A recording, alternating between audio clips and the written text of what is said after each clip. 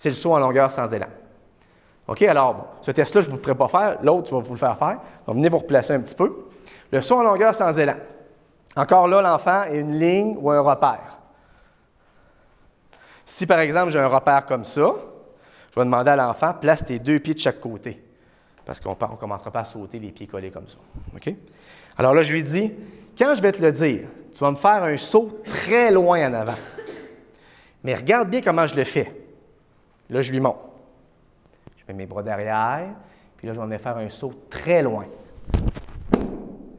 Et j'atterris sur mes 2 pieds en même temps. OK? Pas atterrir sur tes genoux, pas te lancer par terre. Sur tes 2 pieds en même temps.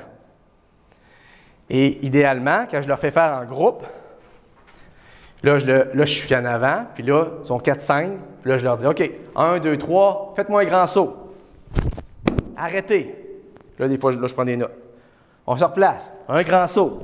Parce que là, sinon, là, des enfants, là, ils veulent faire des bonds de grenouille, là. Donc, 1 à la fois, il n'y a pas de problème. Mais à 3, 4, ça en amène encore une petite compétition. Donc, ce qu'on veut voir, les bras en arrière, des épaules, OK? Ici. Il y a des enfants, là, ils font ça comme ça. Hein? Non. Élan, arrière, avant. Projeter les bras avec force au même moment qu'on fait l'extension des jambes. Et les 2 pieds quittent en même temps, puis atterrissent en même temps. Là, j'ai beaucoup d'enfants qui vont faire comme ça. OK? Ou ils font ça, puis là, il n'est pas capable de se stabiliser. Donc, en même temps, c'est un test de coordination globale, parce que j'ai mes membres inférieurs et supérieurs, et j'ai aussi de l'équilibration qui est en jeu. Il y a des fois, l'équilibration n'est pas toujours facile, dépendamment des planchers que vous avez.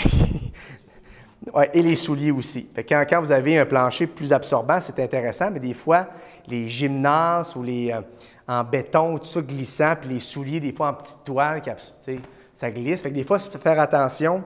Les 2 pieds ont atterri, mais il a glissé. Bon, quel genre de surface que tu as? Donc, tu peux être un peu plus conciliant par rapport à ça.